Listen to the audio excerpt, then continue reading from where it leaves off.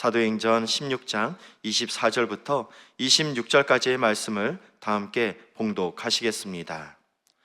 그가 이러한 명령을 받아 그들을 깊은 옥에 가두고 그 발을 착고에 튼튼히 채웠더니 한밤중에 바울과 실라가 기도하고 하나님을 찬송하며 제소들이 듣더라.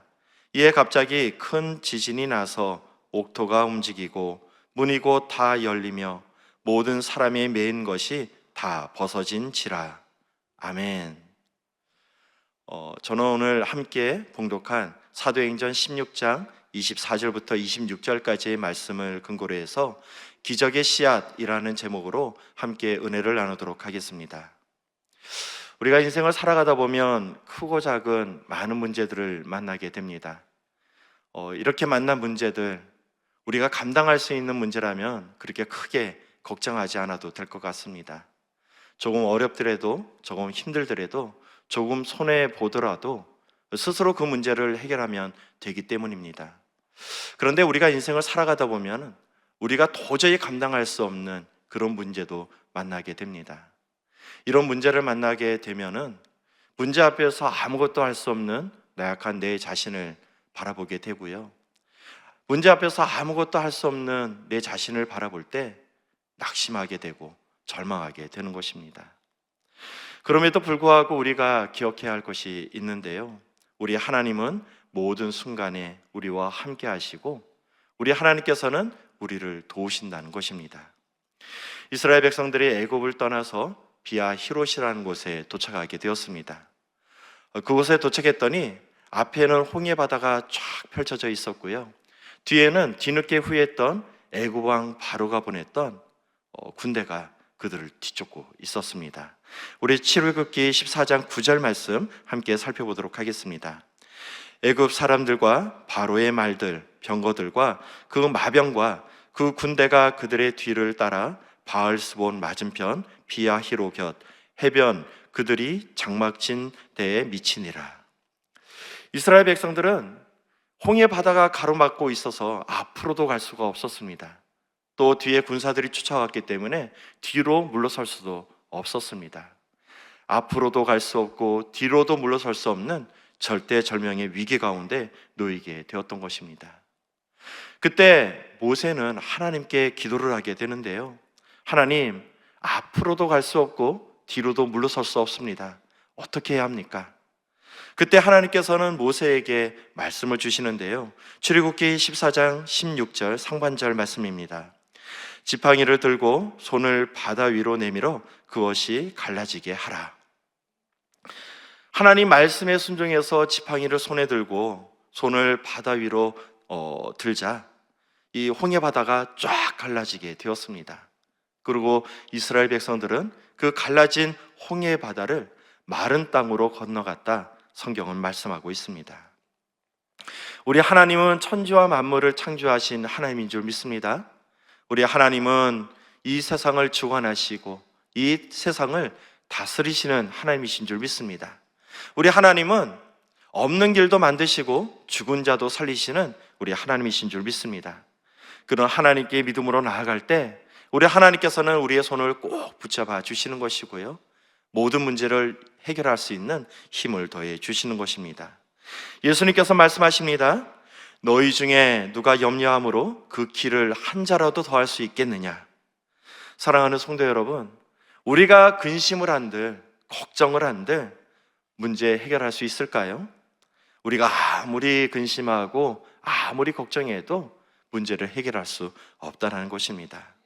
전능하신 하나님께 그 문제를 믿고 또 맡기며 나아갔을 때 우리 하나님께서 그 문제를 해결해 주실 줄 믿습니다. 그래서 하나님께서 말씀하십니다. 마태복음 11장 28절 말씀입니다. 수고하고 무거운 짐진 자들아 다 내게 오라. 내가 너희를 쉬게 하리라. 하나님께서 끊임없이 우리에게 말씀을 주십니다. 그 문제 끌어안고만 있지 말고 내게로 가져와라. 내가 그 문제를 친히 해결해 주겠노라 말씀을 주시는 것입니다. 혹시 이 자리에 인생에 수고하고 무거운 짐을 지고 이 자리에 오신 성도님들 혹시 있지 않습니까? 근심만 하지 마시고 그 문제 끌어안고만 있지 마시고 하나님께 다 맡기시는 저와 여러분 되시기를 축복드리겠습니다. 자, 그렇다면 우리는 어떻게 우리의 인생의 그 수고하고 무거운 짐을 하나님께 맡길 수 있는 것일까요? 첫 번째 살펴볼 말씀입니다. 기도의 씨앗을 심어야 합니다. 우리 함께 따라해 보실까요? 기도의 씨앗을 심어야 합니다. 오늘 성경은 빌립보에 감옥에 갇힌 두 사람에 대한 이야기를 하고 있습니다. 바울과 실라라는 사람들인데요. 그들은 왜 감옥에 갇히는 신세가 되었던 것일까요? 선교 여행을 떠났던 바울과 실라, 그들은 빌립보라는 곳에 도착하게 됩니다. 그리고 그곳에서 열심히 복음을 전하게 됩니다. 자, 그런데 귀신이 들려서 점을 치는 한 요정이 그들을 계속적으로 따라다니면서 그들을 괴롭혔다라고 성경은 말씀하고 있습니다. 그래서 사도 바울이 그 귀신을 쫓아버리게 되는데요. 우리 사도행전 16장 18절 말씀 함께 살펴보도록 하겠습니다. 이같이 여러 날을 하는지라 바울이 심히 괴로워하여 돌이켜 그 귀신에게 이르되 예수 그리스도의 이름으로 내가 내게 명하노니 그에게서 나오라 하니 귀신이 즉시 나오니라. 요정에게 붙었던 귀신이 쫓겨나가게 되었습니다.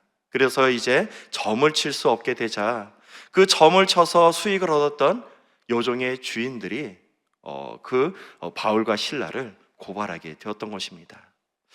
이 사건을 통해서 바울과 실라는 심하게 두들겨 맞고 깊은 감옥에 갇히게 되었다 성경은 말씀하고 있습니다. 더 비참한 것은요, 그들의 그 억울함을 풀어줄 만한 사람도 아무도 없었다라는 것입니다. 바울과 실라, 그들의 입장에서 본다라면은 너무나도 억울한 일 같습니다. 바울과 실라가 했던 것은요, 개인의 사리사욕을 채우기 위해서 일했던 것이 아니었습니다. 하나님의 거룩한 나라를 세우기 위해서 열심히 복음을 전했던 것입니다. 그리고 그들이 했던 것은 귀신이 들려 있었던 그 요정의 귀신을 내어 쫓아버린 것밖에 없습니다. 자, 그런데 그들은 심하게 두들겨 맞게 되었고요, 억울하게 감옥에 갇히는 신세가 되고 말았습니다. 절대절명 위기 가운데 놓였던 바울과 실라, 그들은 어떻게 이 문제를 해결할 수 있는 것일까요? 여러분, 진정한 믿음이란 어떻게 알 수 있는지 아십니까? 진정한 믿음이란 문제를 만났을 때 그 문제를 어떻게 대처하는가, 이것을 살펴보면 알 수 있습니다. 지금 바울과 실라에게는 두 가지 선택이 있습니다. 첫 번째 선택은 하나님을 원망하고 절망하는 것입니다. 하나님, 이것이 최선입니까? 그동안 하나님 나라를 위해서 이렇게 열심히 복음을 전하고 이렇게 열심히 노력했는데 이것이 뭡니까? 하나님을 원망하는 것입니다. 자, 그렇다면 다른 한 가지는 무엇일까요? 그것은 바로 그럼에도 불구하고 믿음을 가지고 하나님께 나아가는 것입니다. 홍해 바다를 건넜던 이스라엘 백성들, 이 광야를 무려 사흘길이나 걸어가게 됩니다. 한낮의 온도가 40도를 넘나들고 있습니다. 그늘 한 점 피할 곳이 없습니다. 가도 끝이 없습니다. 이렇게 광야를 걷다가 그 광야에서 죽음을 맞이할 것 같습니다. 이런 광야를 걸어가면서 이스라엘 백성들 얼마나 힘들었을까요?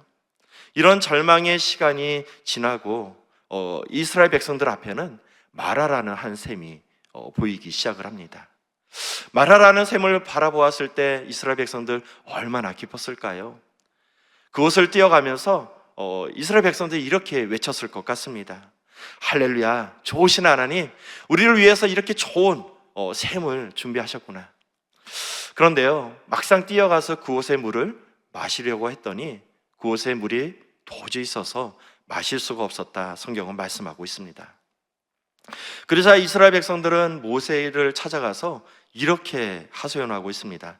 출애굽기 15장 24절 말씀입니다.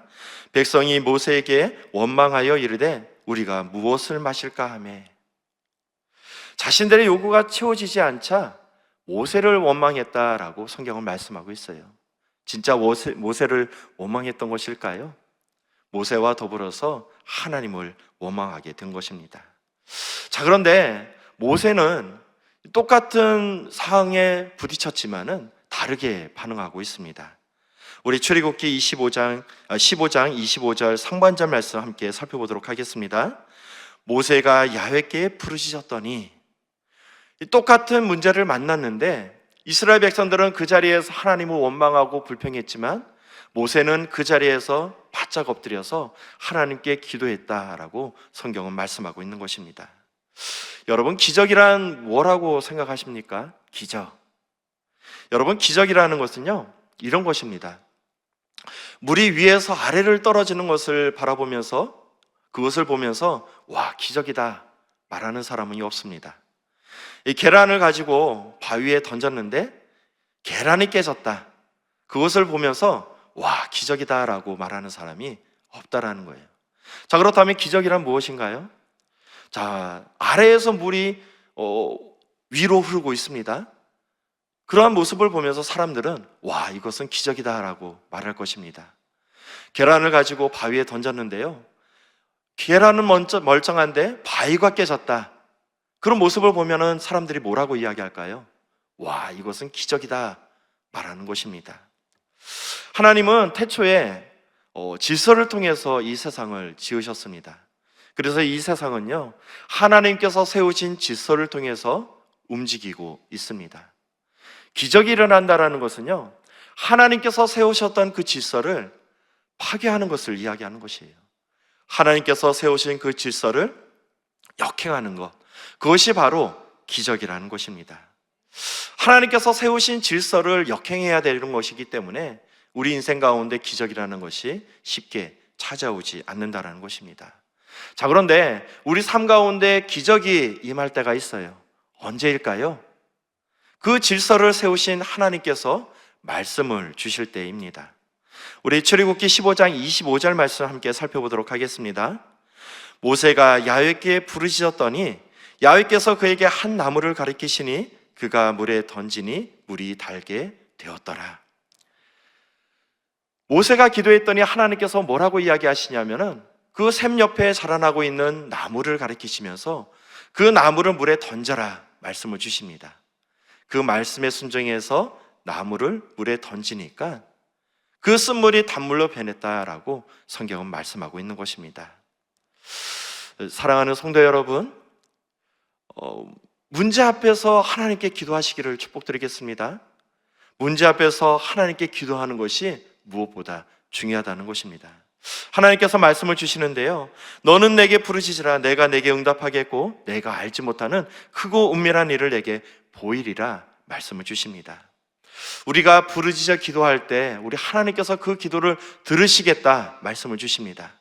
우리가 부르짖어 기도할 때 하나님께서는 그 들으신 말씀을 통해서 우리가 알지 못하는 크고 은밀한 일을 우리에게 보여주시겠다 말씀을 주시는 것입니다.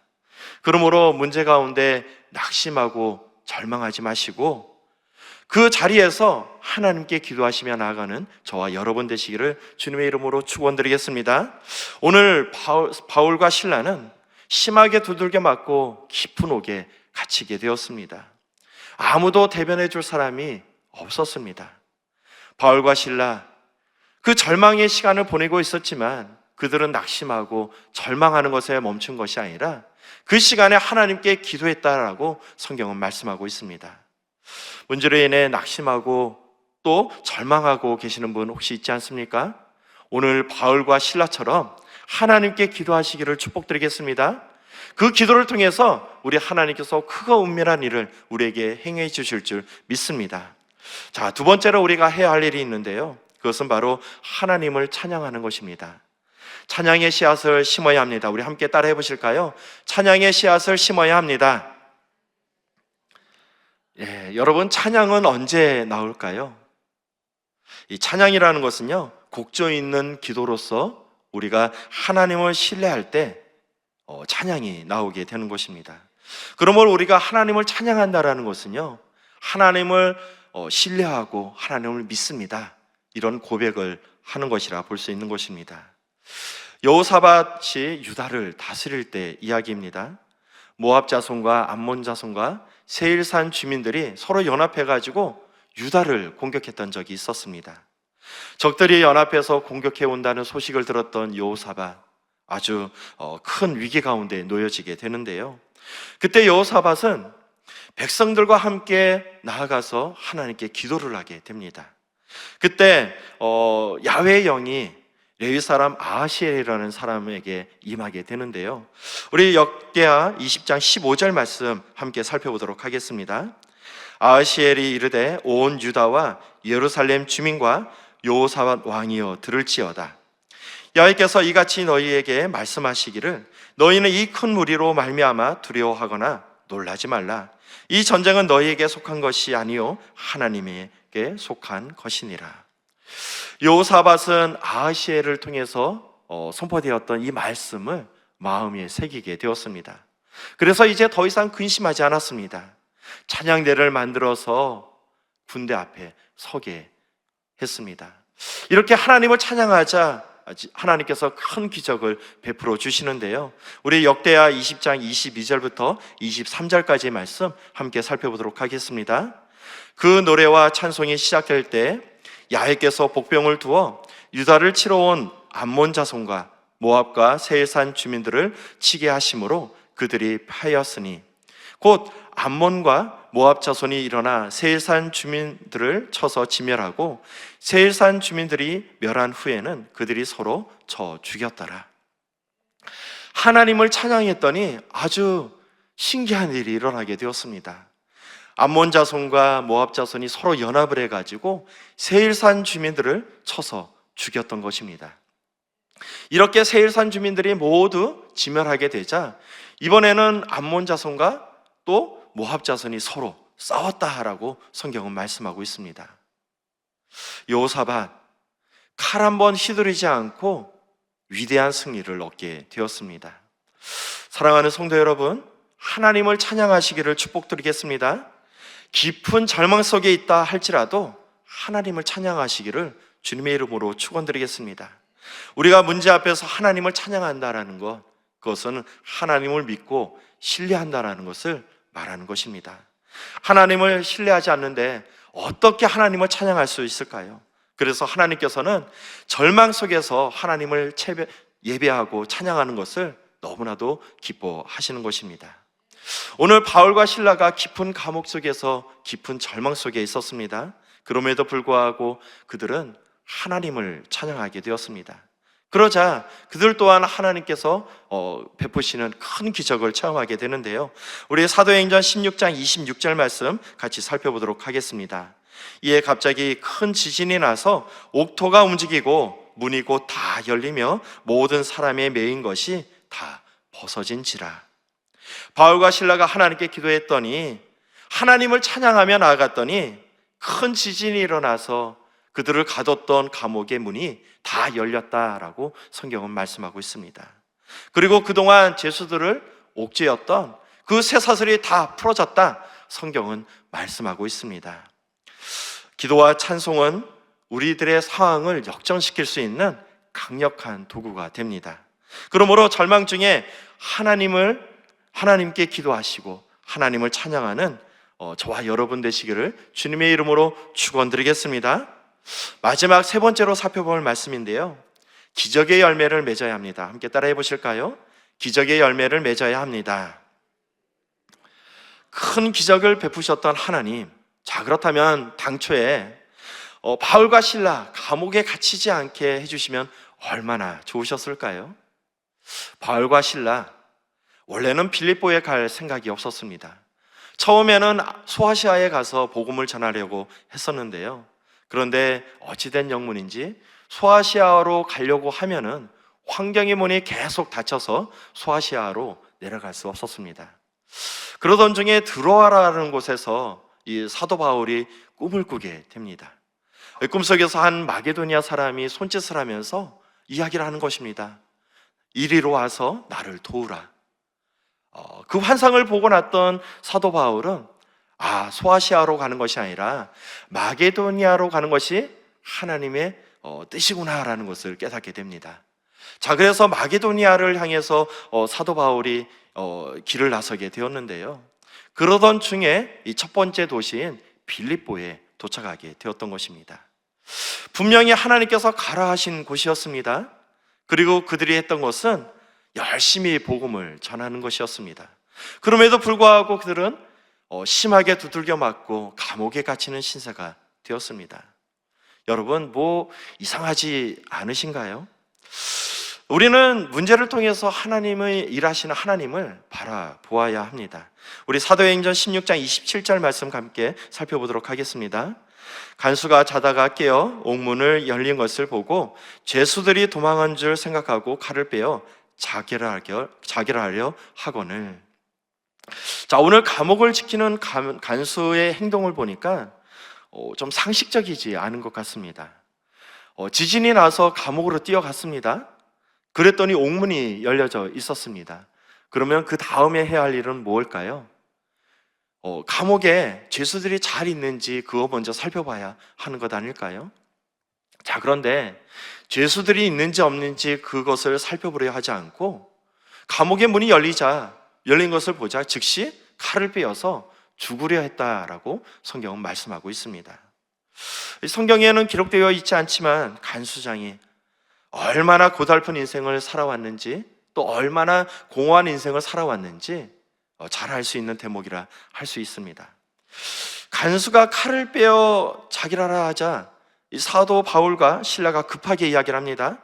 내 몸을 상하게 하지 말라, 우리가 여기에 있노라.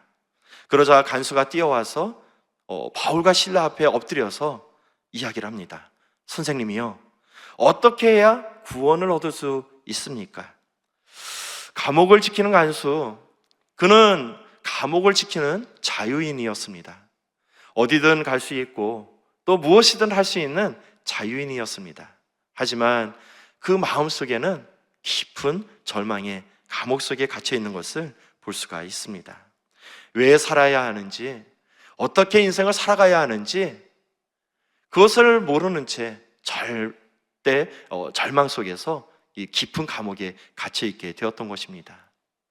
한 영혼을 천하보다도 귀하게 생각하시는 우리 하나님, 바울과 실라를 통해서 뭔가 이루고자 하시는 것이 있지 않았을까요? 성경은 이 사건을 통해서 이 간수가 구원을 받았다라고 성경은 말씀하고 있습니다. 더 나아가서 사도 바울과 실라, 또 간수를 통해서 이 간수의 온 가정이 구원을 받았다라고 성경은 말씀하고 있습니다. 우리 사도행전 16장 34절 말씀 함께 살펴보도록 하겠습니다. 그들을 데리고 자기 집에 올라가서 음식을 차려주고 그와 온 집안이 하나님을 믿음으로 크게 기뻐하니라. 아멘. 우리는 하나님의 거룩한 자녀입니다. 우리는 어떻게 하나님의 자녀가 될 수 있었을까요? 우리는 하나님의 자녀가 되기 위해서 하나님께서는 육신의 몸으로 이 땅에 오셔서 십자가의 모진 고통을 다 당하시고 물과 피를 다 쏟으시면서 그 고통 가운데 우리를 구원해 주신 것입니다.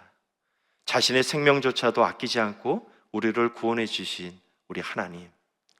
그럼에도 불구하고 우리 인생 가운데 풀리지 않는 문제가 있다. 여러분, 뭔가가 좀 이상하지 않습니까? 분명히 하나님 살아계십니다. 우리 하나님 이 문제를 해결해 주실 수 있는 능력이 있습니다. 그럼에도 불구하고 우리 삶 가운데 풀리지 않는 문제들이 있다라는 것입니다. 여러분, 문제를 단지 문제로만 바라보지 마시고 그 문제 속에 숨겨져 있는 하나님의 뜻을 발견하시기를 축복드리겠습니다. 때로는 그것이 한 영혼을 구원하는 일일 수도 있습니다. 때로는 우리가 예수님을 닮아가는 성화의 과정 가운데 있을 수도 있습니다. 문제는 하나님께서는 그 문제를 통해서 일을 하신다라는 것입니다. 그러므로 문제를 단지 문제로 바라보지 마시고 문제 속에 있는 하나님의 뜻을 발견하시면서 열매를 맺으시기를 축복드리겠습니다. 하나님의 뜻이 구원에 있든 그것이 예수님을 온전히 닮아가는 성화에 있든 그것을 통해서 우리가 변화되어야 될 줄 믿습니다.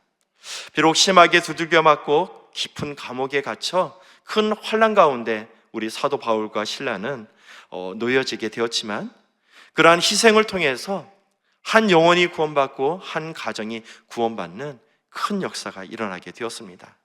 비록 바울과 실라 많은 고난을 당했지만 그들을 통해서 한 사람의 인생이 변화되었고 또 한 가정의 삶이 변화되게 되었습니다. 우리가 믿음으로 그것을 바라보며 나아가야 될 줄 믿습니다. 오직 하나님을 바라보시면서 기적의 씨앗을 심는 저와 여러분 되시기를 주님의 이름으로 축원드리겠습니다. 기도하시겠습니다. 전능하신 아버지 하나님, 너무나도 감사드립니다. 우리를 구원해 주시고 우리를 자녀 삼아 주시고 여기까지 인도해 주신 우리 하나님, 너무나도 감사드립니다. 무엇보다 우리가 문제를 문제로 바라보는 것이 아니라 문제 속에 숨겨져 있는 하나님의 뜻을 발견하기를 원합니다. 그래서 하나님께 온전히 쓰임받는 인생을 살아가길 원합니다. 아버지 하나님, 큰 깨달음을 주시고 우리를 통하여 하나님의 거룩한 나라가 세워질 수 있도록 인도하여 주시옵소서. 무엇보다 이 나라의 이 민족, 이 백성을 긍휼히 여겨주셔서 아버지 하나님께 크게 쓰임받는 나라가 될 수 있도록 인도하여 주시고 마지막 날 우리 하나님께 쓰임받는 나라가 될 수 있도록 인도하여 주시옵소서. 이 땅 가운데 있는 수많은 교회들을 축복하여 주시되 우리 여의도 순복음교회와 여의도 순복음 분당교회를 축복하여 주셔서 우리 하나님께 귀하게 쓰임받는 귀한 교회가 될 수 있도록 인도하여 주시고 우리 교단을 이끌어 가시는 우리 이영훈 대표총회장님과 우리 교회를 이끌어 가시는 우리 황선우 담임 목사님 귀한 사역 가운데 함께하여 주시옵소서. 무엇보다 성지순례를 마치고 돌아오는 우리 담임 목사님과 교육자들, 우리 성도님들 계십니다. 안전하게 돌아올 수 있도록 인도하여 주시고 우리 하나님의 큰 은혜가 임할 수 있도록 인도하여 주시옵소서. 무엇보다 이 자리에 귀한 예물을 가지고 나온 우리 성도님들 계십니다. 11조, 감사헌금, 건축헌금, 많은 헌물을 예배 올려드린 모든 성도님들 삶 가운데 함께하여 주시고 오늘도 새벽을 깨워 예배를 드리고 있는 우리 성도님들 삶 가운데 우리 하나님께서 함께하여 주시옵소서. 하나님께 귀하게 쓰임받는 우리가 될 수 있도록 축복하여 주시옵소서. 모든 기도 우리 구주 예수 그리스도의 이름으로 기도드리옵나이다. 아멘. 하늘에 계신 우리 아버지여, 이름이 거룩히 여김을 받으시오며 나라가 임하시오며 뜻이 하늘에서 이루어진 것 같이 땅에서도 이루어지이다. 오늘 우리에게 용할 양식을 주시옵고 우리가 우리에게 죄진 자를 사하여 준 것 같이 우리의 죄를 사하여 주시옵고 우리를 시험에 들게 하지 마시옵고 다만 악에서 구하시옵소서. 나라와 권세와 영광이 아버지께 영원히 싸움나이다. 아멘. 귀한 말씀을 허락하신 우리 하나님께 영광의 박수 올려드리겠습니다.